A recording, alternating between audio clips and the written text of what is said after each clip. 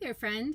Welcome to the Mentor Mom YouTube channel. I'm Jill, and I'm the Mentor Mom. Today we are going to be continuing our discussion of the foundational language skills by talking about comprehension. Let's get to it.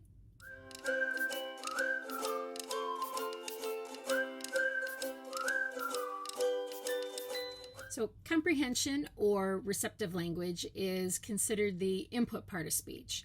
It's the experience of listening to and understanding both written and spoken words. I think sometimes as parents we get so focused on getting our children to talk that we don't really put enough time or energy into helping our children with the understanding part.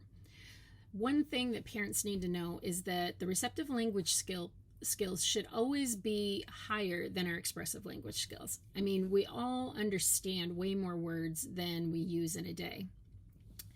Kids need to be able to point to objects, retrieve objects, and do those things before they're ever going to be able to name them. Difficulties with receptive language can cause really big problems for them later on academically. And I think that's probably why working on receptive language is something that I really focus on a lot with families. I think of many kids that I've met over the years that had difficulty with their receptive language and processing. For example, I remember one little girl that I worked with a long time ago who she had just started using some words to label, but I noticed that she wasn't really using words to request or for other functional reasons, and we'll talk about functional communication another time. So I started asking her some questions, and I asked her, where are the toys? And I had a box in my lap with a clear lid, and she just looked at me and she said, where are the toys? And I said, yeah, where are the toys? And she's like, toys? She didn't even make the connection that where meant that she should be scanning her environment. So that can be really tricky for kids down the road if they're struggling with those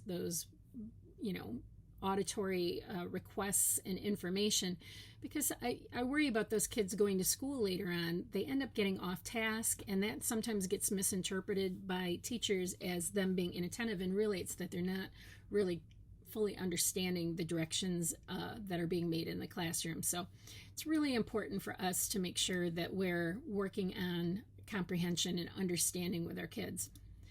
So building your kids' understanding of words is essential in moving them forward to using words. I can't say it if I don't know what it means.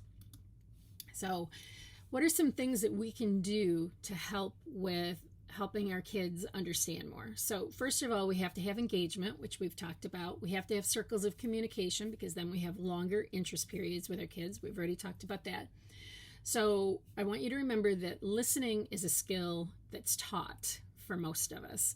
So we really have to use a variety of ways to try to help our kids learn how to understand. So when we're teaching our kids how to listen and how to understand, a lot of times we'll use a prompting system, starting with a physical prompt and then moving to a visual prompt, such as pointing, and then finally getting to the point where we can just give a verbal prompt without a visual cue and have our children to be able to successfully complete the task at hand. So I usually, when I'm working with a family and we're working on receptive language skills, I will usually suggest to them to target one direction and one object in the beginning until their child successfully completes that task. So what does that look like? So with a direction, I suggest to them, do something that is a regular part of your daily routine. So for example, for a little one, that might be go get the diaper or go throw this away. Those are things that you can work on repeatedly during the day with a child. I've had a lot of parents who want them to learn how to get their shoes, but the problem is they're not getting their shoes very often during the day, maybe once and maybe sometimes only 2 or 3 times a week. So you really want to think about a task that can be done repeatedly. To start, you would work with them on giving them a physical prompt, walking them through the task, throw this away, and then walking them over, having them put the object in the trash. Yay, good job, you threw it away. Over time, as they start to understand with the physical prompt, and you can usually tell, you start to move them and then they kind of take off, like they just needed that little nudge to finish the task. The memory starts kicking in, like, oh yeah, that's right. Once you get to the point where you're able to give that physical prompt and they're kind of taking off, then you can start moving to the visual prompt. Go throw that away. Hopefully by that time they're turning to look, oh, the trash can, you're pointing over there, that you want me to go throw this away. If they're not able to successfully follow through the visual prompt, then you'll walk them back through with the physical prompt and continue that until they eventually are able to do it without the physical prompt. Once we have the visual prompt going, right, and they're doing really successfully carrying out this task, then eventually we want to try just saying, go throw it away without pointing. And sometimes you got to set it in your hands. That's sometimes a hard one. If they need the visual prompt, they're looking like they're lost, then you go back to the visual prompt. So the goal is to start to minimize the prompt, right? The physical is most intense, then we have the visual, and then eventually just the verbal. Our goal is to get to the verbal. When we get to the verbal prompt only, our kids are really tuning in. So I always suggest to just pick one task and focus on that until we're successful with it and your child's carrying it out consistently. Once they're doing that task, then let's move on to another direction. What we're really doing, besides helping their comprehension, is we're helping them to learn how to listen, right? And how to tune into us more.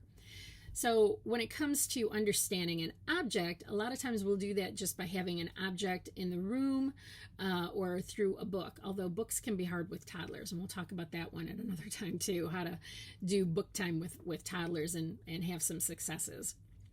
So with an object, you might want to have the cup sitting there on the floor next to you and say to your child while you're playing and they're kind of hanging out, where's your cup? They look around, that's a good sign. They know what where means. If they just kind of look at you like, I don't know what you're talking about, you say, where's your cup? There it is. Put the cup back down. Say, where's your cup? Always use a gesture because the gestures help them tune in too. You want to get to the point where you say, where's the cup? And they look down at the cup. If they look at the cup, yay, good job, you found your cup. Eventually we want to get to the point where we can say, show me the cup, and they'll show you the cup. Or go get the cup because it's sitting only 2 feet away. So it's a gradual process of helping them to tune in and listen and to understand, and start by adding and targeting, like I said, one particular object or one particular direction, right? Something that's going to be useful. I like starting with cups or diapers or things like that. So comprehension, super, super important. The more they understand, right, the more words they're going to be able to use when they're ready for it. So really, really focus in on that comprehension, okay? So that's it for this week, and I'll see you next week. And next week we will be talking the next foundational skill. I'll see you then. Oh, make sure that you subscribe. It really helps me out. See you next time.